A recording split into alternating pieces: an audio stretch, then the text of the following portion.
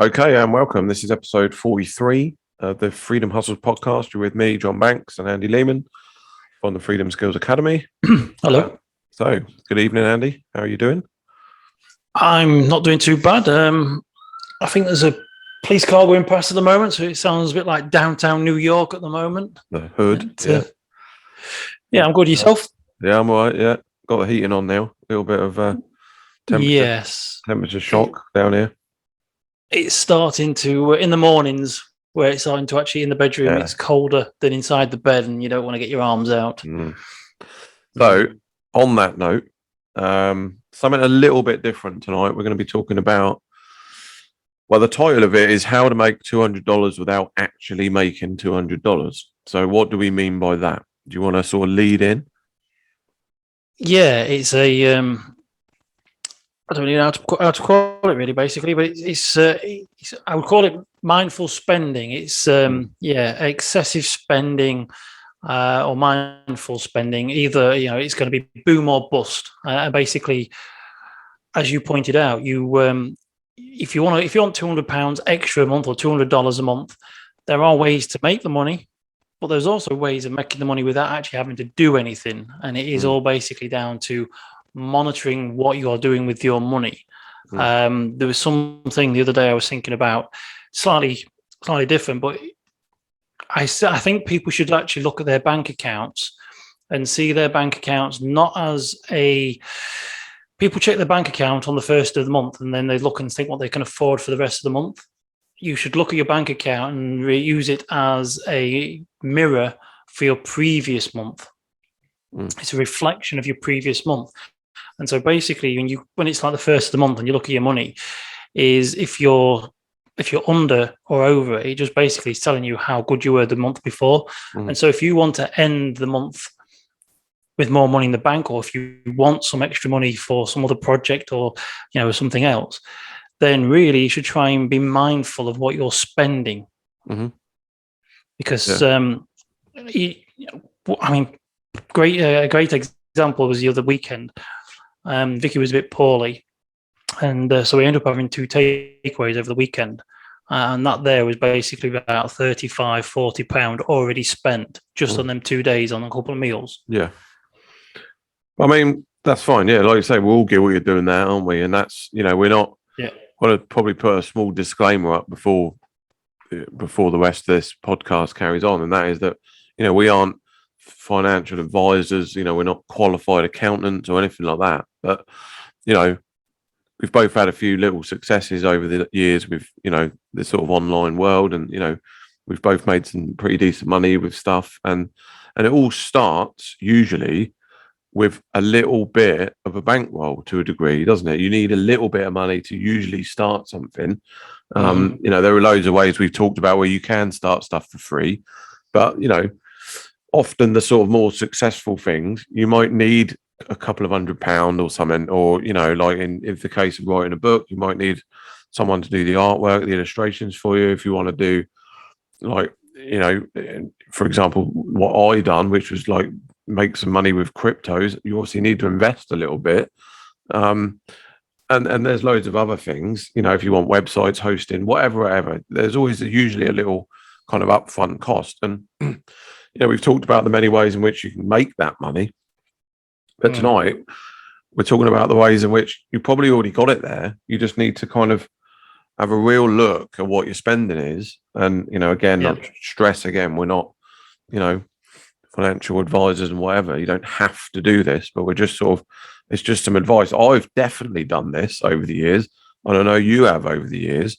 If it comes to if you really, really want something, I suppose it all comes down to how much do you really want it. If you want $200 a month extra to spend on Facebook ads, or to spend on to hire someone to help promote your website or your product or whatever it is you want, then do you really need the Netflix subscription? Do you really need to spend like you mentioned before, 2 or 3 takeaways a week or a month or whatever? I think once you sort of break it all down, you know, the takeaways, the coffees. Takeaway coffee is a big one for everyone, isn't it? I mean, I'm guilty of that, definitely. But, you know, I remember sort of perhaps a few years back when you wouldn't do it so much. You'd kind of think, well, actually, do we really need to spend this? You know, because there's like £2 or £3 a cup. You know, you do that every day or every other day, you'll be getting close to the number that you want. And it's just a matter I'll give you some facts. This is taken from the United States, and this is it's probably about 2-3 years old now. They did a survey, and they said that the average American spends on takeaway coffee a year, $1,100. They spend around $600 on beer, $600 on wine. And then there was, I think, about $850 on drinks such as Pepsi and Coke. And then there was $2,206 on takeaway food. So the average American, they say in their study, spent $5,356 a year just on basically food and drink. Food and drink. It's crazy. Food and drink. And again, we don't want to be the sort of doomsday, you know, sayers here and, you know, lead a really, really dull life and don't do anything. But again, it comes down to the initial question, which was how much do you really want it? If you really want it, then you can make a sacrifice for a couple of months, can't you? It's interesting you said though about I mean, when, like you said, we're not financial advisors, we're not doing this and the other, we're not judgmental. But the thing is, a lot of it's common sense, really. And Warren Buffett, who's one of the wealthiest men on the planet, he himself now could spend, you know, he could buy all the takeaways up in probably half America or something. He could own them all, the amount of money he's got. But he got that by basically cutting back on stuff when he was younger. Because I remember reading about a story saying when he was younger, a lot of his mates were out there buying I think they were getting the new Ford T-Bird, whatever it was, on hire purchase, getting these brand new cars, and they were getting them. So, but, you know, going like, as you probably saw in the 40s, 50s, you know, the flash sort of driving around, you know, trying to impress the ladies with these cars and that. He couldn't understand why people would spend the majority of their wages, that once they've paid for their rent and their food, whatever was left over, the majority was going on a high purchase car. That as soon as you rolled off the forecourt was devaluing. Oh, forget Every it. time you had the running costs of it, everything was costing him money, and he could never understand that. So basically, he made the conscious decision to buy himself an old banger. He decided, or probably even a push bike. He just, as long as he could get from A to B, whatever. He, instead of putting his money into something that was just a waste of money, he invested it. And that's why he's in the state that he's in now, in the position that he's in now. So he used his mindful spending, which, as we've said many times, you know, when it comes to sort of living, we like to have our little treats and we like to go and do the odd little things. But because they're small spends, you kind of forget about them or you don't realize them. There was a program on here in the UK a few years ago called Secret Eaters. Yeah. And it was to do with diets, and it was a similar thing, but it was to do with diets. And they would ask people, how much food did you eat in a week? So they give them like a little food journal, and then they would actually follow them over the week without them knowing about it. And they would calculate the amount of food that they actually bought and ate compared to what they thought they ate. Yeah. Basically like double. Because the little snack here and a little snack there, they forget about it. And it's the same when you're spending £2.50, £3, $3, $5 on a coffee. You kind of justify it. You don't worry about it. It's not a big hit. It's not like you're going to lose £500. It's $5. But then it all adds up. I used to know mate of mine used to go into the coffee shop about 2-3 times a day. Yeah, it's crazy. I mean, and they're not cheap. No, my daughter used to work in Costa Coffee here in the UK. In different places, and she used to tell me how many people used to go in like 2 or 3 times a day and get the same coffee and possibly a cake, and how much they were spending. That's almost, again, there is nothing wrong with that whatsoever, unless of course you're one of those people who sits there swigging down your coffee and moaning that you know, you're skint, and people like Warren Buffett then should be taxed more because they've got more money than they can spend. It's like, well, that was your decision, that was your choice. Yeah, I know a few people that are guilty of that. I mean, myself, I'm partial to the odd takeaway coffee, I must admit. But like I say, me too. You know, not a sort of 2 or 3 times a day. I actually done while we're talking about coffee, I did actually do a post on that over on my Instagram account. It was called "Time to Ditch the Takeaway Coffee," and I've got it up now. I'm just going to talk. You're talking about investing, and it was. So it says I sort of constructed it in a way of like, what if you were to, instead of spending the $2.50 on a coffee, what if you were to invest that money? Yeah. Because I really genuinely, I mean, like you say, if you can whack out, even if it's just $100 a month, right? If you're clever with that, you know, that $100 could then become 200. That 200 could then become 400, 800, just by one kind of simple mindset thing. So it says here the average day takeaway coffee in America. This is American again. It was $2.70. Okay, so takeaway coffee cup that amounts to round about $81 a month, which is about $972 in a year. Okay, and that's a lot of money. That's a substantial amount of money. Okay, if you took that money, that $987, right, each month, and invested it into a steady stock, which bring a modest 8% return. Okay. So in 5 years, that deposit that you were putting in, you would end up having $6,065. And again, people say, well, that's a big commitment. But if you, like you say, if you break it down into the smaller steps, it's $2.50. It's just that change in that mindset. And 5 years, as you and I know, and as everyone else knows, goes like that. That goes so quick. And if you were just to do that, and then with $6,000, okay, you can start a really, really good. You could start a really good online business. You could have a big, big ad spend pool. You could probably get all of your site done for you, loads of upfront spending if you need it. You could invest that even more. Do you know what I mean? It just kind of shows you really that, and I'm not saying that that's the kind of pole star that is never going to happen, but that's at like $2.70 a day, and there are loads of people that do that easily spend that.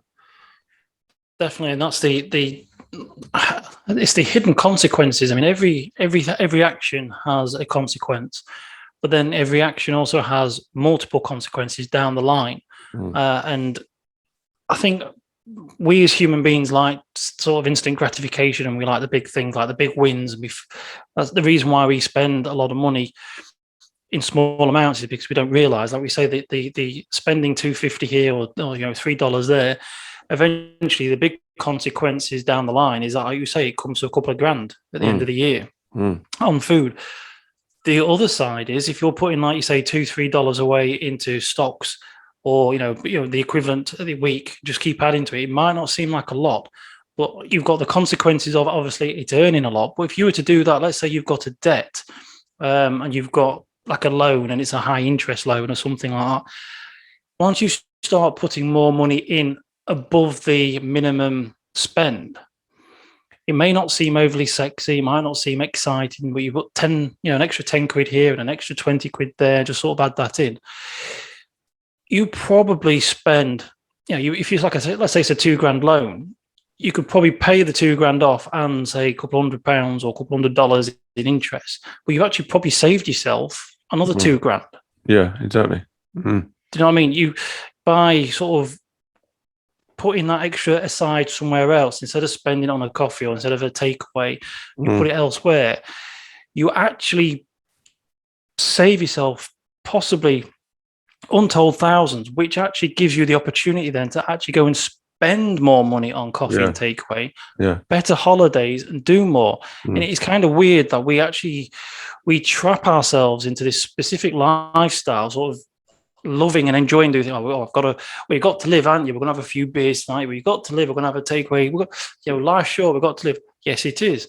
But then I don't think people realise that they actually imprison themselves into that life because they're spending these small amounts. Which, if they hadn't spent that, they'd probably actually have a far better life of freedom. I mean, Roman Abramovich, is he still in charge of Chelsea? Has he got rid of that now? Yeah, no, he's the owner, isn't he? Yeah, Chelsea owner. He's still.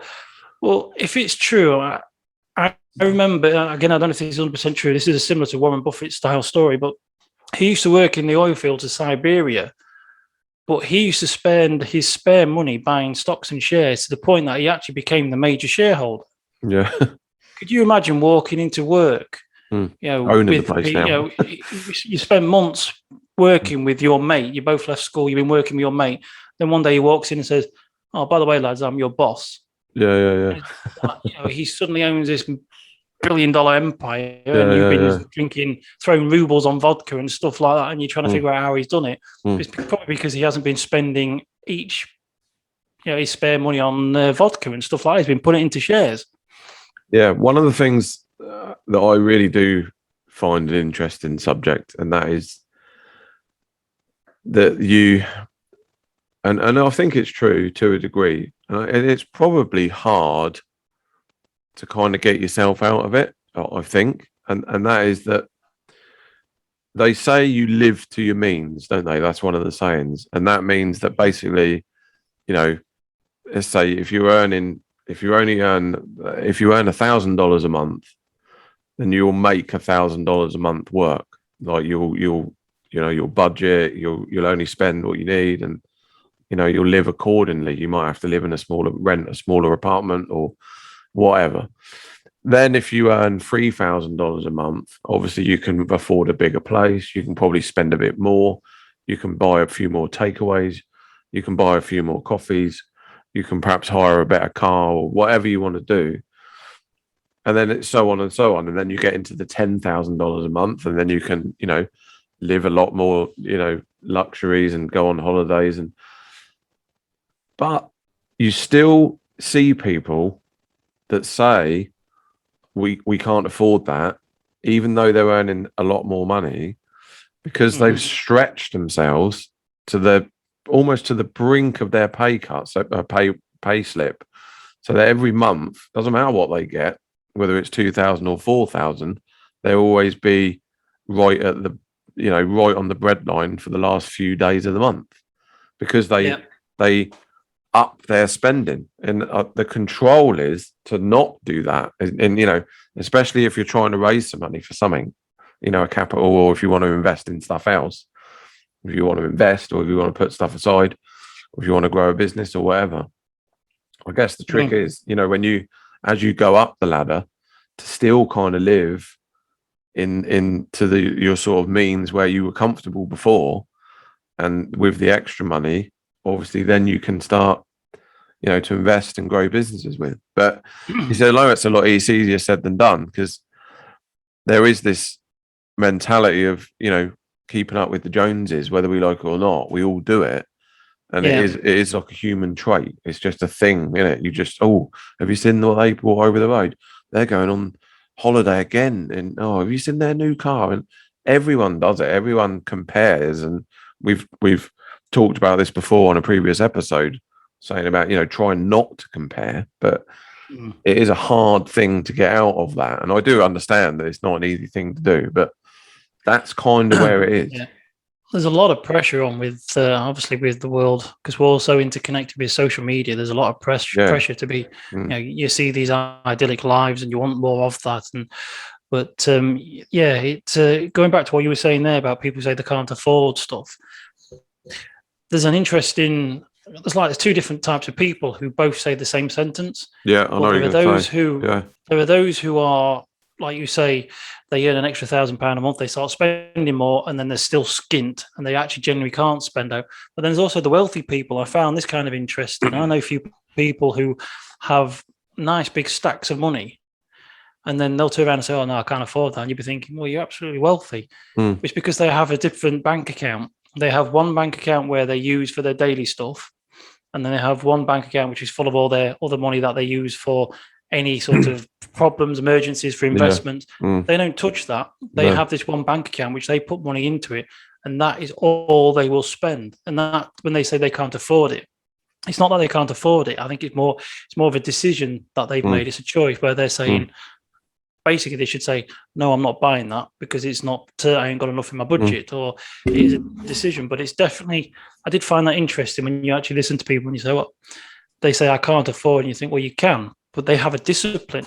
And like you say, there's the other side where, yeah, you start getting more money, and then suddenly you're out. Oh, well, we can do this a bit more. We could do that, and then before you know it, they've trapped themselves again in the same position, but they're earning more money than they did beforehand. Yeah. Another thing, yeah, it is. Another thing I think as well, which is way more, sort of prevalent these days, and especially certainly going back from like our sort of parents' generation. Our parents' generation, if they couldn't afford something, they wouldn't buy it. Whereas nowadays, it's all about consumerism and capitalism, and we're all in this sort of debt society, aren't we? It's if you can't afford it, you just put it on the credit card, which is a terrible thing to do, but that's what a lot of people do. And then, so because of that, they've bought something for 300 quid, but it's going to take them a year almost to pay it off. And you're thinking, whoa, that's crazy. They probably end up paying 450 on it or whatever the stupid APR is. And so, and I like to kind of flip stuff roundabout. I know me and my wife, we always have conversations about, if we're planning something for, say, for like next year, or for, something to do with the house, or, something, a fairly substantial thing, then we quite often, we used to kind of say, oh, we can't afford that. Whereas now we've flipped it around to say, how can we afford that? So it's a mindset thing. So rather than saying just stonewall, I can't afford it, because it's pretty negative. It's a can't. It's a negative word. We flip it to say, how can we? And then when you say, how can we, you've automatically then got to go and you've got to make a plan. So you have to come up with some ideas. When you say, how can we, you get your notepad out, you go, right, we can save 20 quid a month by doing that. We can make another £300 a month doing this. We can do this website. We can do a load of eBay stuff. We could sell some stuff here. We could save some money on that. And then all of a sudden you go, hang on a minute. Okay. We can afford this in 4 months. So you've got a plan.